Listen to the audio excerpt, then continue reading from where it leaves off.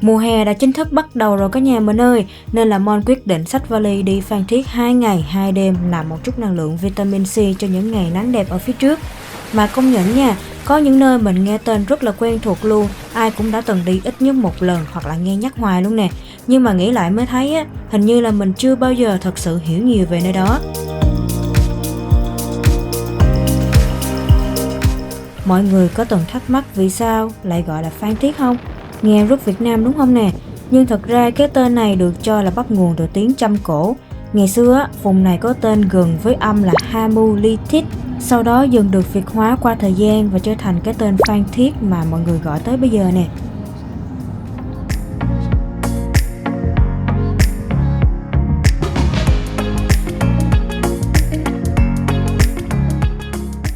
Và hành trình lần này thì Mon đến với một nơi quá quen thuộc luôn. Thì liệu nơi này có gì mới để mà khám phá không nè? Vậy nên là trong chuyến đi mở màn mùa hè này, Mon sẽ quyết định dành trọn 2 ngày 2 đêm để ăn cho thật đã luôn.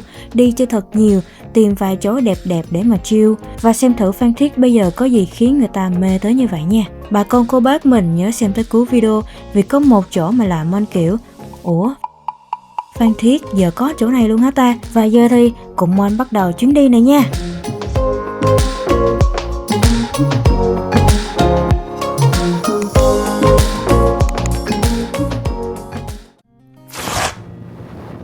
Nhà Mon bắt đầu hành trình từ khoảng 8 giờ sáng, vừa đi vừa thông dong nè, thì đến 11 giờ trưa cũng đã tới Phan Thiết rồi nè.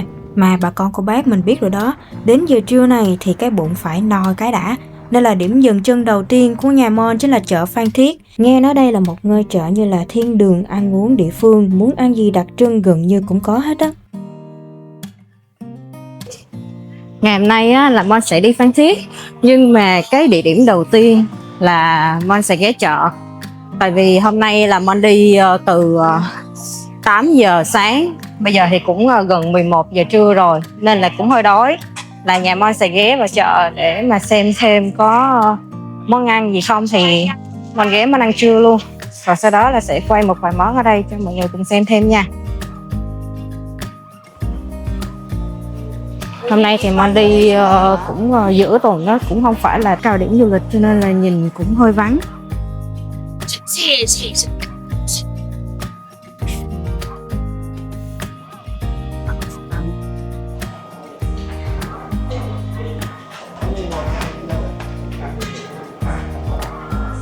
Ồ, hôm nay thấy vắng hơn mọi lần Mon đi. Dạ, không có xèo hết canh đi. Muốn ăn gì? Đây đi, Ủa, cháu một suốt. tôi bảo đi ăn mà. Đó em à. Ý là muốn ăn cơm hay muốn ăn đậu nước? Có cơm sườn.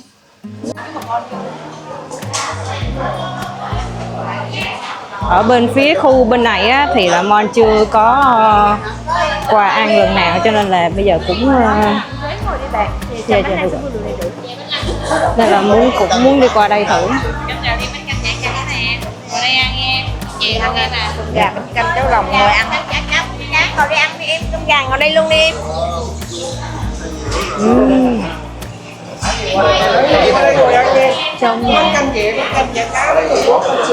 Hôm nay thì Mon sẽ chọn ăn quán cô Nga, thì Mon sẽ quay cái menu để ở đây để bà con cô bác mình có thể xem thêm về món ăn và cũng như là về giá cả ở đây nha.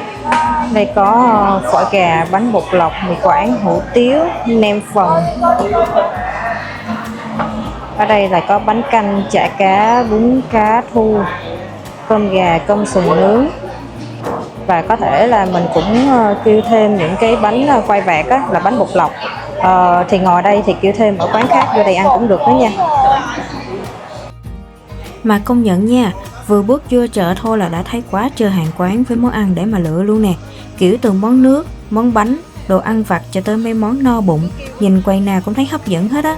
Mà điều mới thích ở đây á, là đa số món ăn khẩu vị khá ổn, hợp với nhà Mon, kiểu dễ ăn á mọi người. Mà giá cả thì cũng khá là hợp lý nữa, nên là bà con cô bác mình có thể ăn thử được nhiều món mà không bị quá đau ví nha.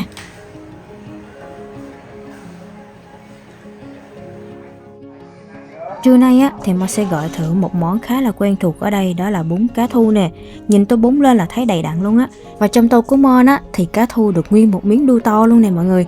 Ngoài ra còn có thêm chả cá nữa nha. Nước dùng á nhìn trong nhưng mà khá là thơm, vị thanh thanh, ngọt nhẹ, kiểu ngọt từ cá chứ không phải là bị gắt hay là bị bột ngọt nhiều, ăn khá là vừa miệng luôn nha. Cá thu á thì theo như mình thấy là chắc thịt nè, không có bị tanh, ăn nóng rất là đã luôn nha. Mà một tô đầy đặn như vậy thôi á là chỉ có 40 cành thôi, mình thấy cũng khá là hợp lý cho một bữa trưa ở chợ luôn nha.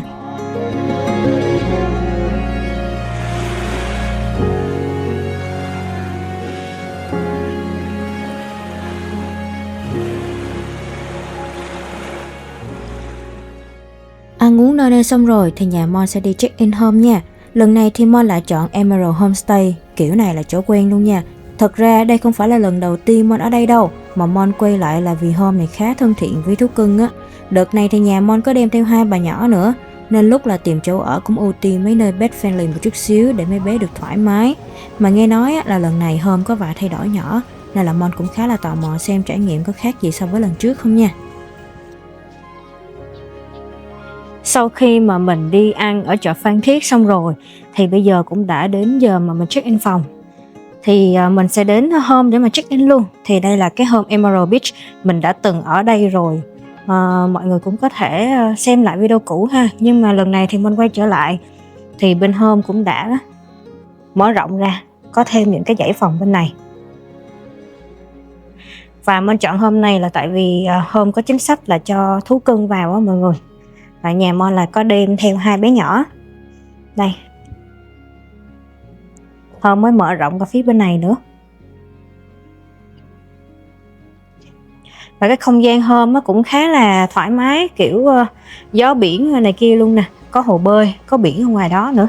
Thì phòng Mon thì sẽ là view hướng hồ bơi và hướng biển.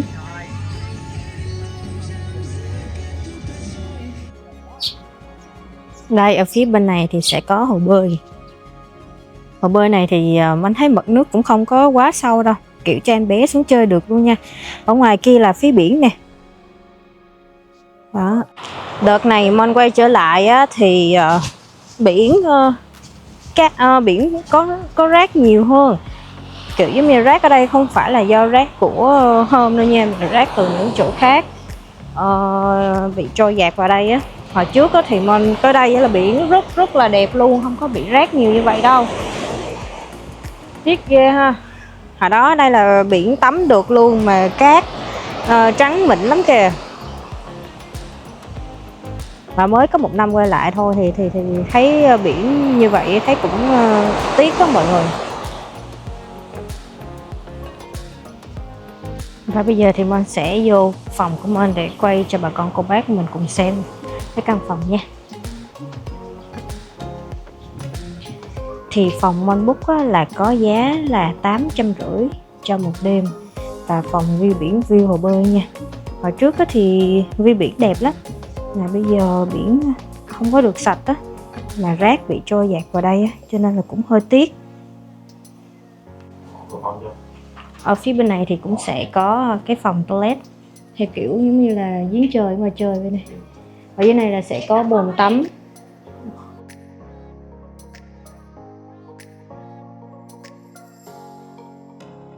Mà Mon cũng nói thật trước để bà con cô bác mình cân nhắc nha. Thì hôm nay là sẽ nằm ở gần với lại khu Nova World, nên là sẽ khá xa trung tâm Phan Thiết một chút. Nếu như mà mọi người thích tiện chạy đi ăn uống, cà phê hay là khám phá trong trung tâm thì nên cân nhắc ở chỗ này nha. Và còn nếu như mà kiểu muốn ở yên tĩnh hơn nè, gần biển hơn nè, hoặc là tiện cho lịch trình thì mình nghĩ bên này sẽ hợp hơn đó. Về phần chất lượng thì mình thấy ở mức ổn áp thôi. Phòng ốc khá ổn cho nhu cầu nghỉ ngơi cơ bản. Tuy nhiên, tiện ích ở home thì không quá nhiều, nên nếu bà con cô bác mình đang tìm kiếm một cái resort nhiều hoạt động hay là nhiều dịch vụ thì có thể xem thêm vài lựa chọn khác nha. Sau khi mà check-in xong rồi thì Mon sẽ nghỉ ngơi một chút xíu để lấy lại năng lượng. Thì chiều nay Mon sẽ tiếp tục lên đường đi đến với mũi Kê Gà nè.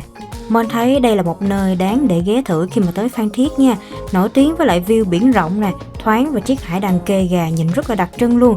Nghe mọi người review rất là nhiều rồi, nhưng thực tế sẽ như thế nào đây thì mời bà con cô bác mình đi xem thử với Mon nha. Buổi chiều ngày hôm nay á, thì Mon đi ra chỗ mũi Kê Gà để mà Mon đi thuyền lên ngọn hải đăng. Thì hồi nãy có một chú vừa chào giá với Mon á, là 60.000 một người. kể cả chuyến đi và chuyến về luôn là nhà Mon đi 6 người, mà chú sẽ bớt cho một em bé nhỏ là chú không tính tiền. Còn bây giờ thì Mon sẽ đi tới đây á để mà đi lên cái tàu cano của chú nha. Ở ngay cái chỗ mũi cây gà thì sẽ có một cái ly nước dưới biển là cô chú ở đây bán 15.000 một ly, là nước dưới biển này người ta phơi khô như vậy nè, phơi khô dứa, sau đó là người ta sẽ làm một cái ly nước dưới biển. Đây. À, cái trái dưới biển. Cái trái này là cái trái nó nằm thứ tư à. Dạ. Và trái mà đầu tiên của nó tới 6 kg đến 7 kg rồi. Ừ, 6 kg 7 kg mà mình phơi khô ra là trái được đầu tiên đó nha. Đúng rồi, nó có 3 dạng. Mà bao gồm dứa là nó có 4 loại dứa. Một là dứa rừng, 2 là dứa biển, 3 là dứa sông, mà hoặc là không thôi là nè. Đâu cho em coi thử được. À, là nguyên cái bụi, mấy cái bụi đằng đó đó hả?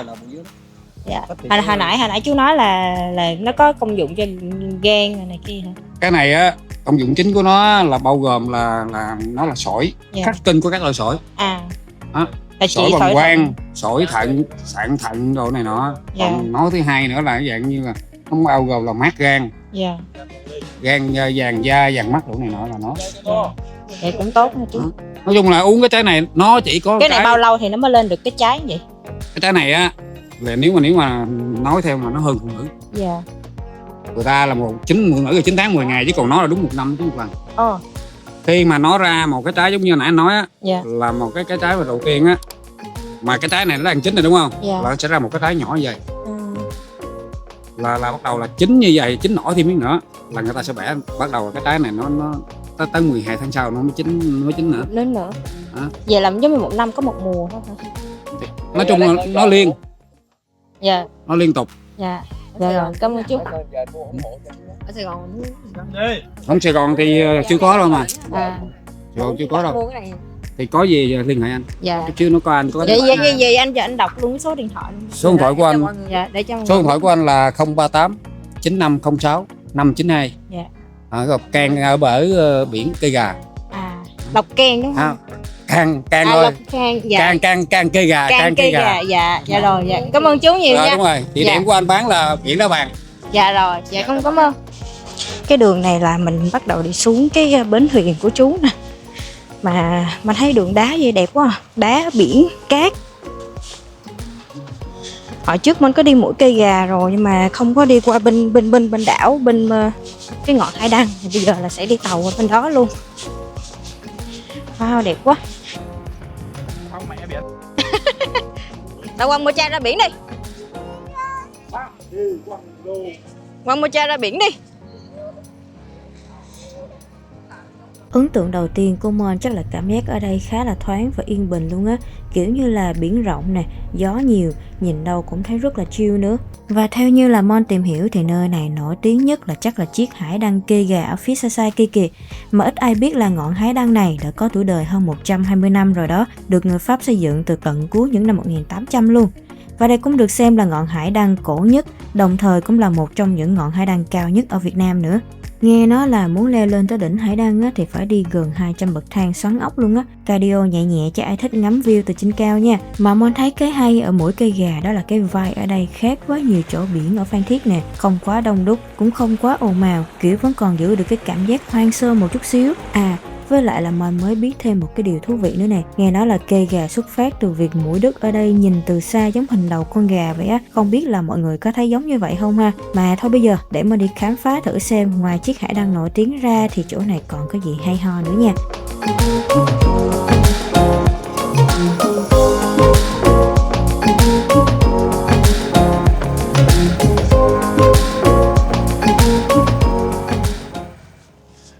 Wow.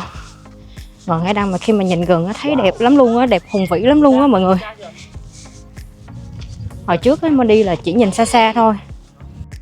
Và sau khi qua đến hải đăng Cây Gà rồi thì thực sự là Mon thấy cảnh ở đây rất là đẹp luôn á.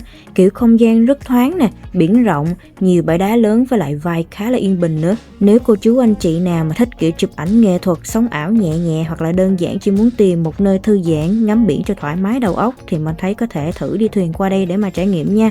Mon cảm giác đứng ở đây như kiểu là nhìn đâu cũng đẹp hết trơn á, góc nào lên hình cũng có nét riêng luôn, nhất là mấy cái background biển với đá nhìn rất là chill nè, kiểu như được tạm thời tách ra khỏi sự ồn ào một chút xíu rồi hòa mình với thiên nhiên vậy đó.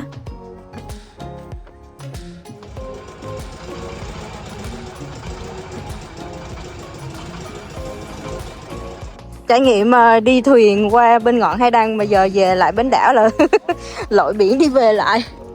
Đây giờ là lội biển đi về lại nè mọi người. Không, trải nghiệm này thấy cũng vui quá trời nè.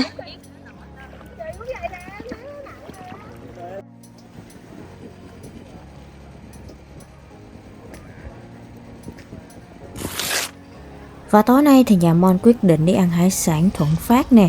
Thiệt ra là cũng hơi vô tình luôn, tại lúc chạy ngang qua là thấy quán đông quá trời.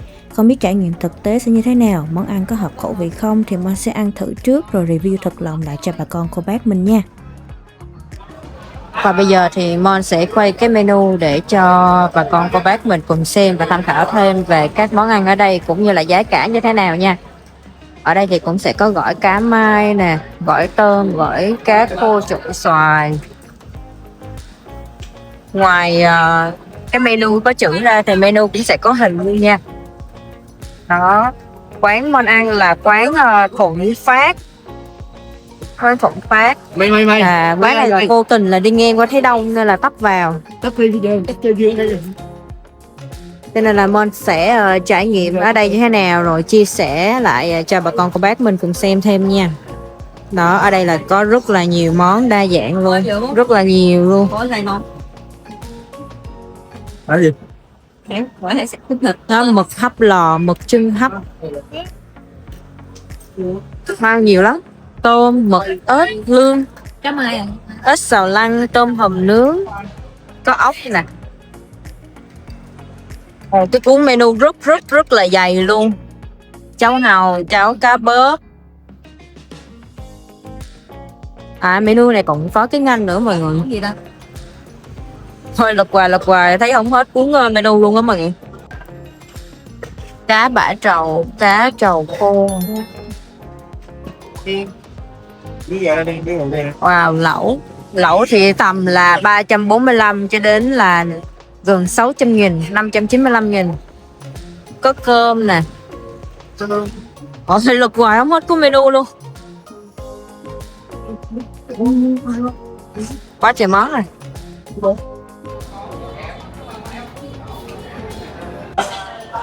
Ở đây là mình có kêu một cái phần gỏi ốc vôi, thì ở đây sẽ trộn với lại rau tiếng vua, đu đủ, cà rốt, ngó sen. Thì đây là cái ốc vôi này mọi người. Bên đây là cái rau tiếng vua. Ốc vôi nó dai giòn ngon quá.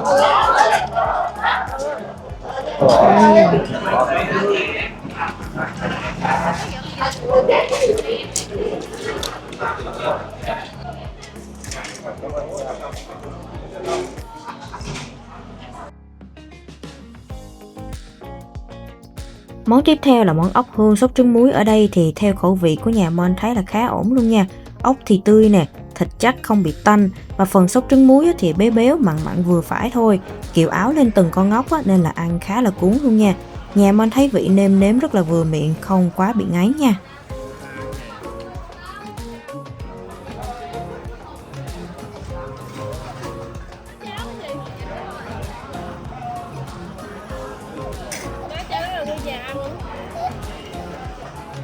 Và đây là một cái phần hào nướng phô mai và Mon sẽ ấy lên để cho mọi người cùng xem ha, gấp lên.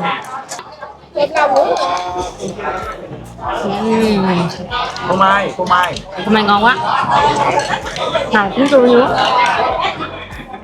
Theo khẩu vị cá nhân của Mon để đánh giá một cách công tâm nha, thì Mon thấy hải sản ở đây nhìn chung là khá tươi, phần nguyên liệu thì ổn áp rồi nè. Về nêm nếm thì Mon cảm giác như chưa thực sự quá ấn tượng với khẩu vị của nhà Mon. Những món đầu tiên lên bàn thì Mon thấy ăn khá là ổn, vị vừa miệng hơn. Nhưng về sau thì có vài món Mon thấy chưa thực sự hợp khẩu vị lắm. Ví dụ như miếng xào hải sản nè, phần miếng thì có hơi mềm, có chút bở, còn gia vị thì hơi nhạt so với khẩu vị của Mon. Thì dĩ nhiên đây vẫn chỉ là cảm nhận cá nhân của Mon thôi nha, vì chuyện ăn uống cũng sẽ tùy khẩu vị của mỗi người nữa, nên là bà con cô bác nào từng ăn ở đây rồi thì comment chia sẻ thêm cho Mon biết với nha.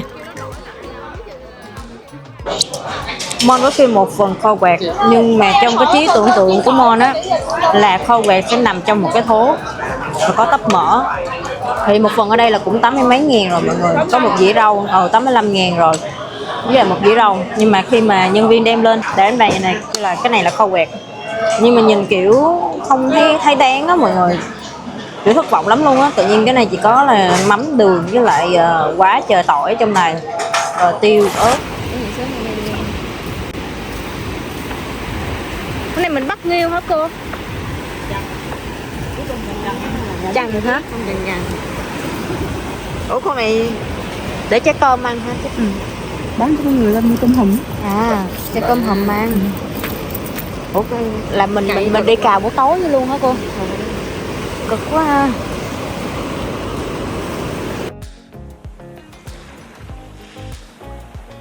Chào buổi sáng bà con cô bác nha. Hôm nay là ngày thứ 2 của Mon ở Phan Thiết rồi nè. Và hành trình ngày hôm nay vẫn còn khá dài, với nhiều chỗ để đi, nhiều món để ăn, với hy vọng là sẽ có thêm vài trải nghiệm thú vị nữa. Giờ thì mình cùng bắt đầu một ngày mới thôi nha.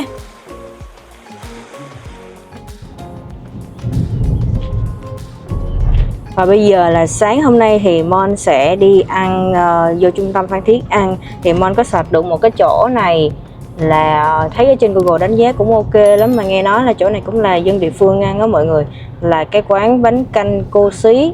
Thì bên cạnh bánh canh cô cũng có bán thêm bánh mì xíu mại này kia nữa, nhưng mà để coi hôm nay mình đi như thế nào nha, rồi Mon sẽ quay lại chia sẻ cho bà con cô bác mình cùng xem. Hồi nãy thì Mon có ghé đến cái quán bánh canh cô Xí, nhưng mà coi lộn giờ. Cái quán bánh canh cô Xí thì là 2 giờ rưỡi chiều mới bán, mà Mon đi buổi sáng nên là không có thấy bán, đóng cửa rồi, cho nên là bây giờ là Mon sẽ đi kiếm một cái quán bánh canh khác để mà ăn, rồi chia sẻ lại cho mọi người cùng xem nha.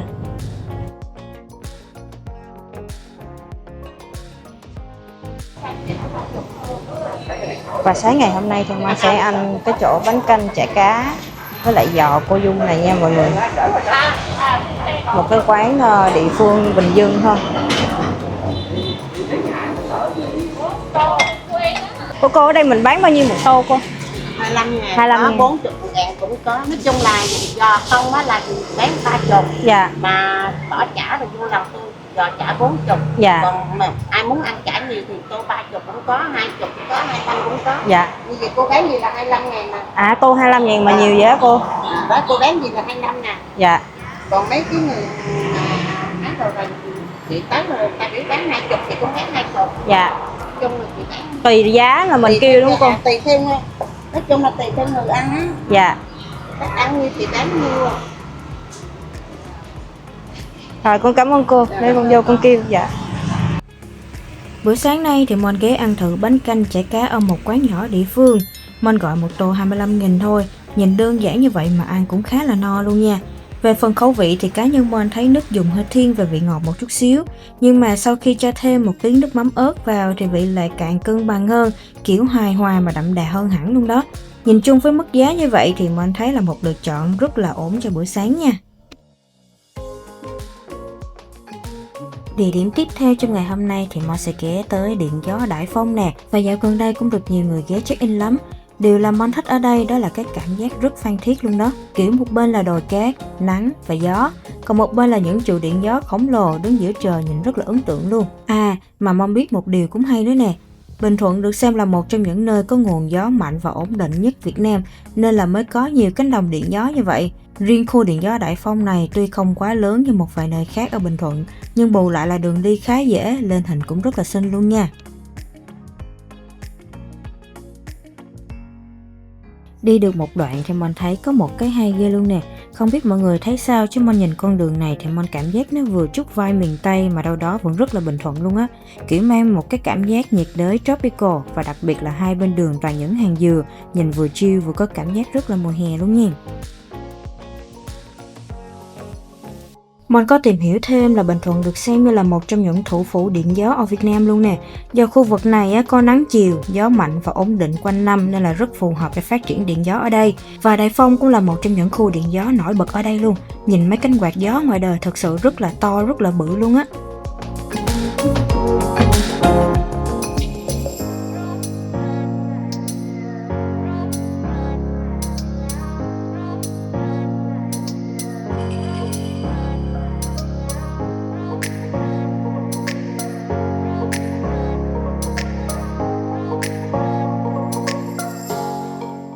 Sau khi check-in ở Điện Gió xong thì Mon tiếp tục di chuyển đến Mũi Né nha.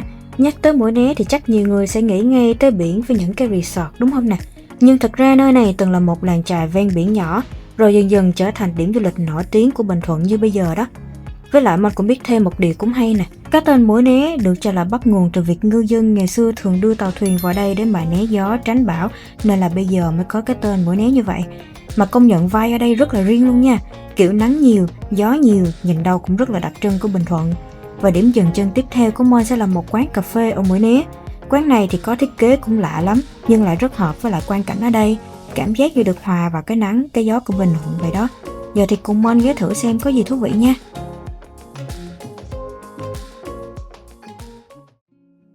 Quán cà phê Mon ghé lần này có tên là The Silk Road, dịch ra tiếng Việt là con đường tơ lụa. Thiết kế quán thì cũng có nét rất là riêng luôn, nhìn lạ mắt nhưng lại hợp với lại cái vibe nắng gió ở đây ghê luôn nè.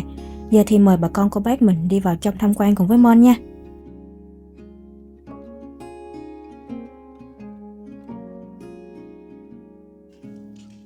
Một vé vào cổng ở đây là 149.000 cho người lớn. Em bé mà trên 1m2 á là 109.000. Còn em bé mà còn nhỏ dưới 1m á là sẽ được miễn phí vé nha. Ở đây làm giống như Hy Lạp Trung Đông vậy á mọi người. Hướng nào về 30.000 nha. Cảm ơn.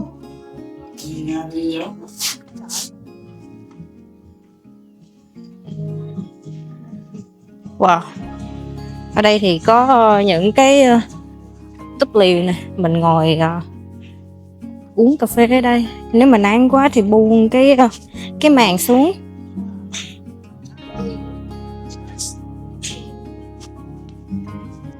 Ở dưới chân mình á, thì người ta cũng sẽ khắc những cái mật mã giống như thần thoại Hy Lạp ấy ha. Nè. Giờ là mình sẽ đến đây mình order nước. Ở đây có cái quầy bar để mình order. Ở đây là cái menu của quán nè. Ở đây có nhiều nước lắm. Cà phê, trà ô long, dừa tươi, nước ép, trà chanh. Ở đây mới lắm, nhìn còn mới lắm tại vì cũng mới mở mà mọi người. Nhưng mà những cái bàn ghế ở đây nè cũng mát lắm nha. Là tại vì có những cái màn này là mình có thể bung xuống nếu như mà nắng quá. Và ở dưới nữa thì cũng sẽ có những cái lều camping. Nhưng mà hiện tại thì là chưa có vận hành đó. Còn mới quá mọi người. Ở đây là có cái hồ cá coi nè. Wow, cá coi còn nhỏ xíu luôn. Khung cảnh đây đẹp chứ bộ. Ở đây có nhiều cái tiểu cảnh lắm. Đây có sand maze nè. Không biết cái này là gì, chắc giống mê cung quá à. Để mình đi vào đây thử nè. Mấy cái chị em nào mà thích chụp hình nó trời, đi vô đây chắc đã luôn á. Mê cung. Đi đường nào? Vô chung giúp Mon. Đó, giờ là mình chuẩn bị đi vô cái mê cung để cháu mình đi.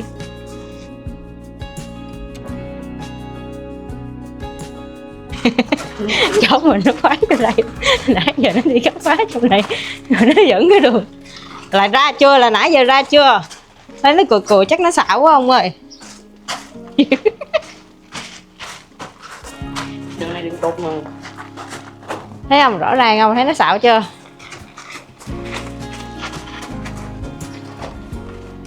Nhưng mà được cái khung cảnh này trời ơi đẹp quá trời đẹp luôn rồi. Xong rồi nó chạy, nó bỏ mình đi ở đây vậy đó. Thằng nhóc này. Đây, ở đây nước đã ra rồi nè. Ở đây thì nhà mình có kêu 2 cái trái dừa. Xong rồi nước thì người ta sẽ để vào trong này. Đó. Trời nóng mà uống mấy cái ly nước này mặc dù ngon hay không ngon gì mà rất là đã khát nha. Nó làm một trái dừa nó trời ba cháy luôn.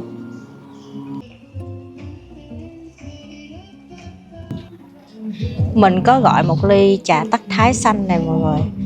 Lúc đầu nghĩ là vô những cái quán này nước không ngon nha, nhưng mà theo như Mon uống cái ly này á, nó pha vừa lắm, ngọt nè, ngọt ít nè, chua ít nè, nói chung là cũng vừa lắm, không quá ngọt cũng không quá chua.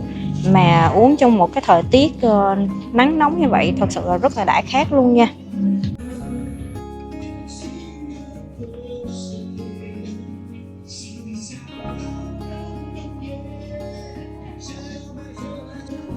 Nếu như mà đi đến chỗ này mà để hy vọng về những cái trải nghiệm, những cái hoạt động á, thì Mon nghĩ là sẽ không có. Nhưng mà bù lại bên cạnh đó là cái phong cảnh mà người ta trang trí cái quán cà phê này á, thật sự là Mon thấy đẹp nha. Góc nào mình cũng sẽ chụp được những bộ ảnh khá là ok luôn á. Ở đây mà mấy chị em mình mà thích đi chụp hình là cứ tới đây. Tại vì những cái kiểu decor này cũng khá là lạ, khá là mới mẻ so với ở Việt Nam mình ha. Mon đi vào tầm giờ trưa nắng á, nhưng mà khi mà tới đây á, cũng ok lắm mọi người. Mát mẻ, gió lùa vô rất là mát. Với lại những cái đường đi á, thì người ta cũng sẽ có những cái trải những cái khăn như vậy á, cho nên là cũng che được một cái phần nắng rồi. Với lại cộng với lại ở đây cũng gần biển nữa, cho nên là gió biển lùa vô khá là mát luôn ha.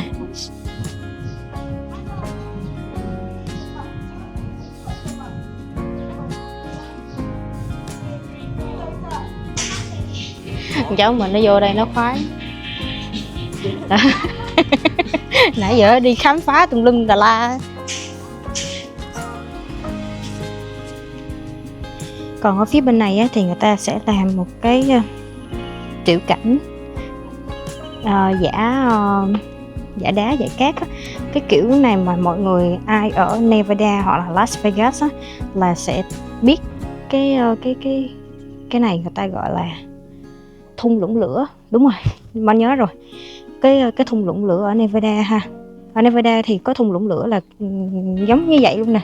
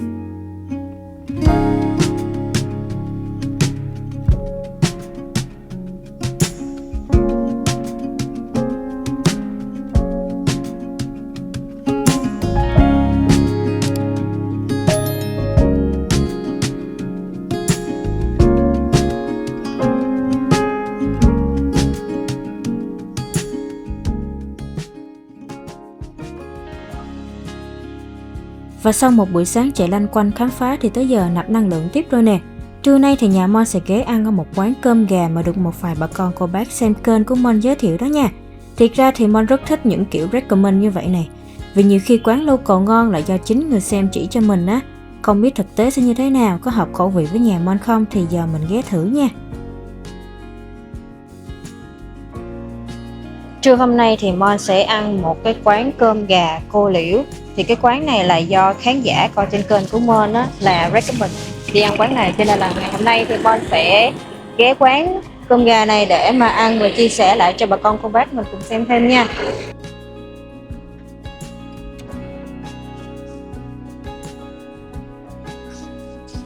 Wow, cái không gian quán thấy sạch sẽ hả,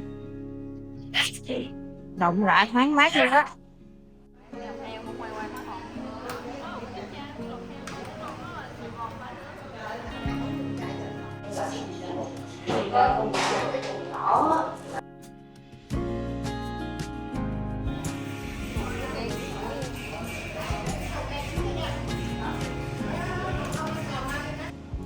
Ở đây là mình sẽ có một cái phần cơm gà chặt, thì một cái phần cơm như vậy là 30.000. Mon thì Mon rất là thích cái kiểu mà cơm nấu chung với lại cái nước luộc gà, cho nên là cái màu nó sẽ vàng vàng như vậy nè. Nhưng mà cơm ở cái chỗ quán cô Liễu này á là sẽ trộn chung với lại tỏi phi và có gừng phi trong này nữa, cho nên là rất là thơm luôn. Hay là ăn cái hạt cơm á, nó cảm giác là đậm đà hơn nữa. Đó thì nó sẽ chấm gà chung với lại cái nước chấm như vậy nè, hoặc là cái nước mắm gừng. Thì cái nước chấm này là có ở đây là có dạng muối với lại muối tiêu, đường, ớt thì mình pha chung với nhau, nặn thêm miếng chanh pha chung với nhau. Mình chấm gà cho đây cũng khá là ngon ha. Hiện tại á, thì mình đến vào tầm đầu giờ chiều rồi, cho nên là có nhiều cái hết rồi mọi người. Giống như là mình cũng thích ăn đùi với má đùi á, nhưng mà tới đây hết rồi cho nên là mình phải kêu một cái dĩa cơm gà chặt như vậy. Đây là một cái thịt gà nè. Đó là mình phải chấm chung với lại cái nước chấm là mình pha.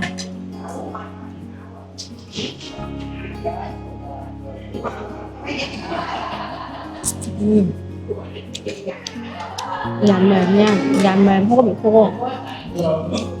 Mà cũng còn kiểu như có mùi thịt gà thơm.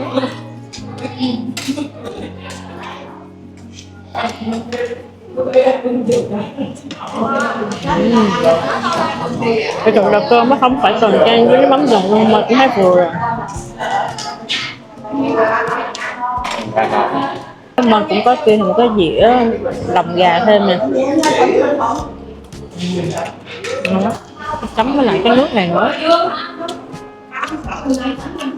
Nó cay cay mà nó thơm thơm, nó ngon.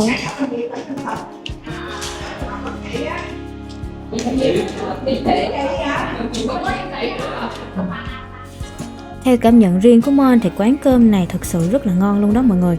Kiểu rất hợp khẩu vị nè, nêm nếm vừa miệng, ăn xong là hiểu sao được recommend nhiều đến vậy luôn. Thật sự là phải cảm ơn bà con cô bác đã nhiệt tình giới thiệu cho Mon quán này nha. Chứ không thôi là chắc Mon cũng khó biết được một cái quán local ngon như vậy. Và tiện đây là bà con cô bác nào biết thêm những chỗ đi chơi hay ho hay những quán ăn ngon ở đâu thì comment giới thiệu cho Mon biết thêm với nha. Biết đâu lần sau Mon quay lại thì có thêm nhiều chỗ hay và trải nghiệm nữa thì sao nè. Ăn trưa nơi đây xong thì giờ Mon sẽ quay lại hôm nha. Chắc tranh thủ dạo biển một chút rồi nghỉ ngơi xíu để lấy sức tiếp cho buổi chiều nè. Ngày hôm nay mình ra thì thấy biển sạch hơn hôm qua. Không biết là giờ mấy cái rác hôm qua giờ nó không biết cho dạt vô đâu nữa, nhưng mà mình thấy hôm nay là sạch lắm.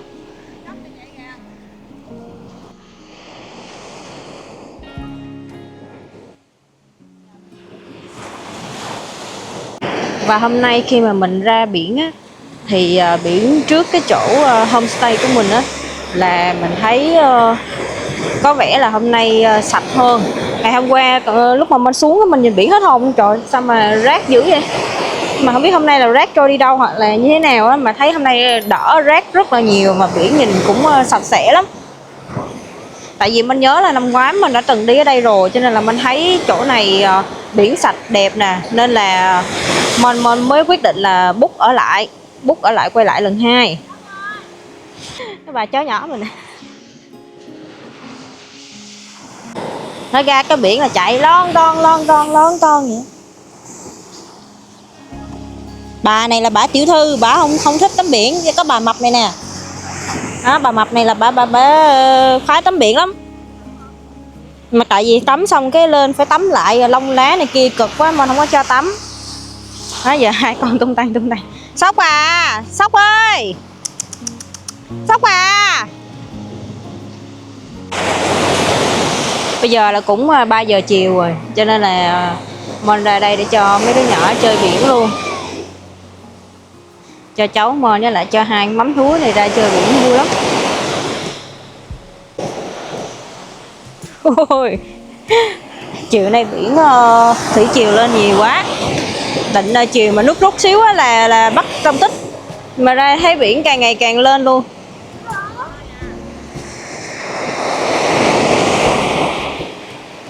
Mà cẩn thận nha, ở đây mình thấy là giống như nó hơi trũng xuống á, nó không có lại ra, nên là đứng ở đây chơi được rồi. Đó, mọi người thấy ở dưới nó bị trũng xuống không?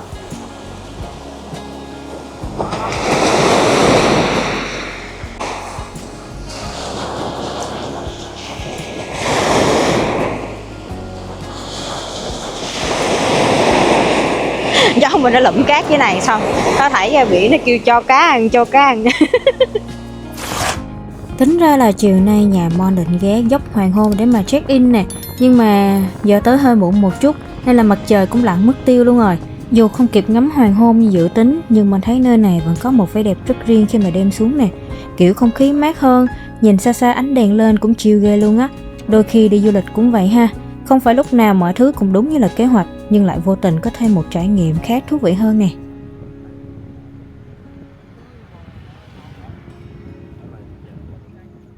Đây nè.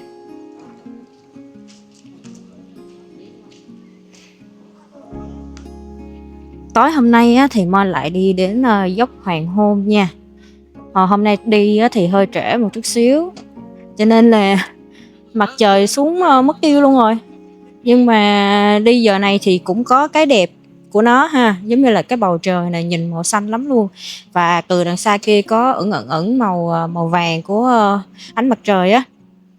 Và bên đây là phía biển. Hôm nay thì nước biển hơi rút chút xíu. Hồi trước mình đi là nước biển cao lên tới trên này luôn. Wow, cái khung cảnh nhìn đẹp ghê á. Thì ngay chỗ dốc Hoàng Hôn này á là cũng sẽ có những cái quán nước tự phát như vậy này mọi người. Là các cô chú á, thì sẽ bày bán nước ở đây. Mình có thể lại order một ly nước, xong đó mình ngồi mình ngắm biển, mình ngắm hoàng hôn cũng được. Bây giờ là có rất là nhiều người đang đứng ở phía đó để mà tranh thủ chụp lại những cái bức hình hoàng hôn cuối ngày ha. Tối hôm nay thì Mon sẽ ăn cái quán hải sản Hồng Phát này là ở Mũi Né nha. Và Mon có coi trên review Google rồi thì quán này thấy cũng lâu đời rồi đó mọi người, lâu năm rồi. Cho nên là Mon muốn ở đây thử như thế nào.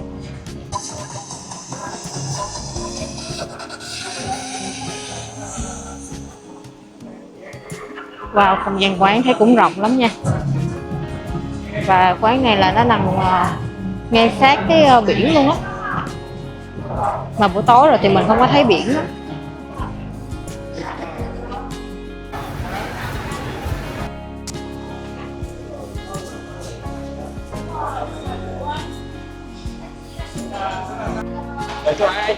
Ở đây á, là Mon sẽ quay cái menu cho bà con cô bác mình cùng xem của cái quán Hồng Phát này nha. Thì quán có rất là nhiều món luôn, đa dạng lắm và có cả giá nữa. Còn mọi người muốn ăn thử hải sản á thì mình có thể ra hồ lựa, rồi họ sẽ báo giá bao nhiêu tiền luôn ha. Thì bây giờ là Mon sẽ quay tượng trưng cái menu này cho anh chú cô chị mình cùng xem nha. Bây giờ thì là Mon sẽ đi ra ngoài cái hồ đó để mà lựa thêm hải sản và coi thử giá như thế nào nha. Ôi, đây hải sản gì ê vậy? Đây có cái tôm hùm, có tôm hùm con nữa nè. Con nhỏ xíu. Vào cái hồ này có tôm tích nữa nè mọi người. Tôm tích rồi có nhiều loại hải sản ở trên lắm, nhưng mình thấy hình như đa số ở đây là tôm hùm nhiều, với lại rong nho, hay rong nho đây. Và bên cạnh đó là ốc giác. Khi mà đến đây là mình có thể đi ra hồ này để mình lựa hải sản luôn ha. Thì ở ngoài hồ này là người ta bơm oxy vô, cho nên là nhìn rất là kiểu còn tươi á mọi người. Ở đây khách lựa hải sản nhiều lắm nha. Đây có xà lông.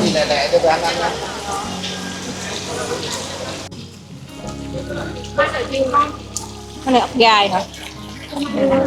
Chị cho em hỏi là ốc gì chị? Ốc miệng rộng. Ốc miệng rộng.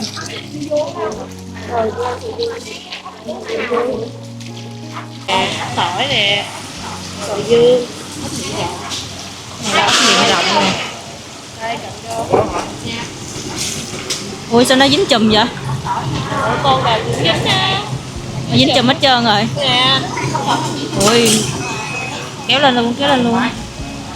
Thôi dính chụp rồi quay mẹ nguyên chụp đi. Đó. Ủa? Từ từ nha. Đó mọi người, đây là con ốc miệng rộng. Rồi ok. Cái này là sò gì quên rồi. Sò dương. Bên kia là ốc hương. Này. Ốc tỏi. Kia là vẹm xanh. Giá như thế nào ấy này chị? Ốc này ốc này 480. Này hai con cái gì rồi?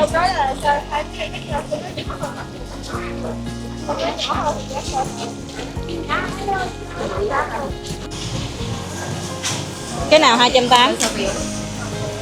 Xà lông 280. Cái này là nghêu như phần nghêu phun nước hả? Là 280, là 380. Nó như hai còi. Ở trên đầu cái 5 cái ở trên đầu chị xuống á, chị có báo chị không chưa ấy? Hầu là bên em bán 5. Có yến nước heo hả? Công tích là bán sao? Công tích thì bên em bán là 1.450 ạ. 1.450. Ký tầm mấy con?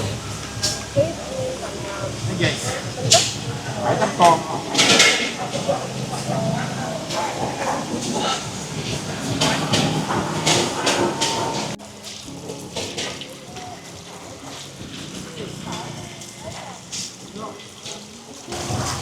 Vậy lấy 4 con này đi. lấy 4 con này. Ừ. Xong nó lấy nửa ký này, nửa ký này. Vậy đi. Nửa ký ốc này, nửa ký.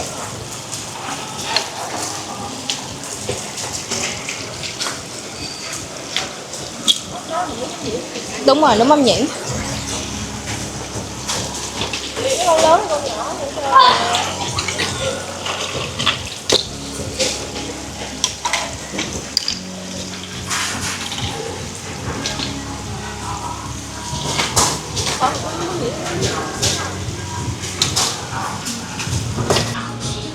Và phía bên này cũng có bếp nướng ngoài trời luôn, bếp mở. Sau khi đi chợ lựa hải sản xong thì bạn ăn của nhà Mon phải nói là ê hề luôn. Kiểu nhìn thôi là đã thấy tối nay no căng bụng rồi đó mọi người. Nhà Mon lựa chọn đủ món luôn. Từ hải sản quen thuộc tới vài món nhìn cái là muốn thử liền. Đi biển mà được tự tay chọn hải sản rồi ngồi ăn kiểu này thì tự nhiên thấy rất có không khí nghỉ dưỡng luôn á.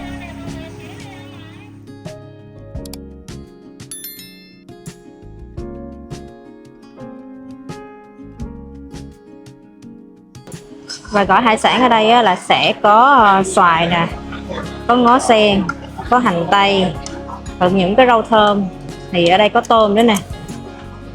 Đó, và ăn chung với lại bánh đa nha.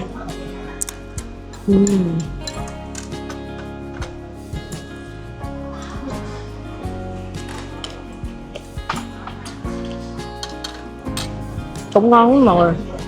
Kiểu nêm nếm vừa lắm, cũng không quá chua đâu. Nó chua chua ngọt ngọt cái vị xoài, thơm nữa.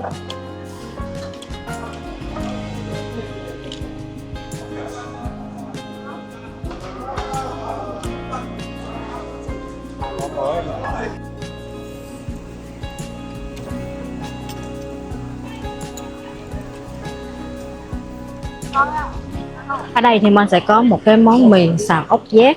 Hồi nãy ở ngoài thấy ốc giác bự lắm nha. Đây là cái thịt ốc giác nè mọi người. Nó chủ động lấy tôm cho nó ăn nha ba. Rất dai giòn giòn. Mà mình thấy á, cái gia vị mà họ làm ở đây á, gia vị nêm nếm đây khá là ngon, khá là đặc biệt và khá là hợp với lại khẩu vị nhà của Mon nữa nha. Cắn tay em. Tôm ở cắn tay em. Ngon mọi người.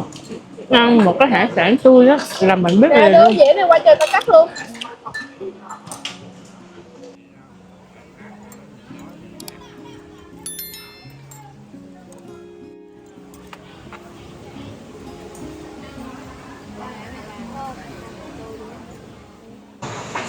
Hồi nãy nhà Mon nó có kêu 3 con sò dương, nhưng mà một con khi mà cắt ra này mọi người, nhiều thịt lắm luôn nha. Đây là cái còi của sò dương nè, rồi thịt nè. Hấp dẫn không? Mà ở đây á, mình thấy là bán hải sản khá là tươi nha. Tại vì ăn một cái hải sản tươi á là mình biết liền luôn. Nó còn giữ lại cái vị ngọt thanh đậm của biển, nó không có bị mùi tanh đó mọi người. Mà cái quán này rất là lâu năm rồi nha mọi người. Và mình coi theo cái đánh giá Google á, là giống như là cái chất lượng sẽ đi theo cái uy tín luôn. Nên là mọi người thử tìm hiểu trên Google trước, xem thử những cái đánh giá như thế nào. Nhưng mà Mon thì mình xác nhận ở đây là khá là ngon nha. Đây là cái phần, đây là một con ốc hương. Lấy ra được nguyên cả đuôi luôn nè, là mọi người biết là sẽ tươi như thế nào ha.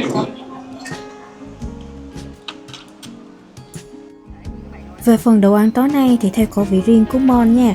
Mon phải nói thật là quán này làm khá là ưng bụng luôn á. Hải sản tươi, ăn vẫn cảm nhận được độ ngọt tự nhiên của đồ biển nữa. Còn về phần nêm nếm gia vị thì Mon thấy rất là hài hòa. đậm đà, vừa đủ nhưng vẫn giữ được cái vị tươi của hải sản, kiểu không bị nêm quá tay nên ăn rất là cuốn luôn nha. Thiệt ra thì Mon biết tới quán này cũng khá là tình cờ thôi. Lúc tìm mấy chỗ ăn trên đánh giá Google á, thấy ổ map lắm nên là Mon ghé thử. Mà công nhận á, là lần này chọn đúng quán hợp khẩu vị thiệt. À, mà bà con cô bác nào từng ăn ở đây rồi thì comment chia sẻ thêm cảm nhận với Mon nha. Hoặc là ở Phan Thiết, Mũi Né còn quán ăn ngon hay là chỗ nào đáng đi nữa thì nhớ giới thiệu cho Mon biết với. Biết đâu lần sau quay lại mà lại có thêm nhiều chỗ hay ho để trải nghiệm và chia sẻ lại với mọi người nè.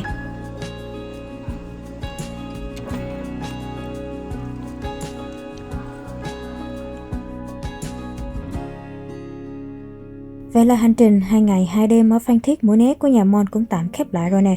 Không biết mọi người thấy sao chứ chuyến đi lần này với Mon có khá là nhiều điều dễ thương luôn. Từ đồ ăn, cảnh đẹp, mấy chỗ chill cho tới những nơi vô tình ghé mà lại thành kỷ niệm nhớ hoài. Nếu như bà con cô bác mình thích những kiểu vlog đi thật, trải nghiệm thật, review thật lòng như Mon thì nhớ cho Mon xin một like nè, để lại comment trò chuyện với Mon nữa nha. Và đừng quên đăng ký kênh Monet TV, bật chuông thông báo để đồng hành cùng Mon trong những chuyến đi tiếp theo nè. Biết đâu điểm đến tiếp theo lại là nơi mà bà con cô bác mình giới thiệu cho Mon thì sao? Cảm ơn mọi người đã xem vlog của Mon nha. Hẹn gặp lại mọi người ở những hành trình tiếp theo.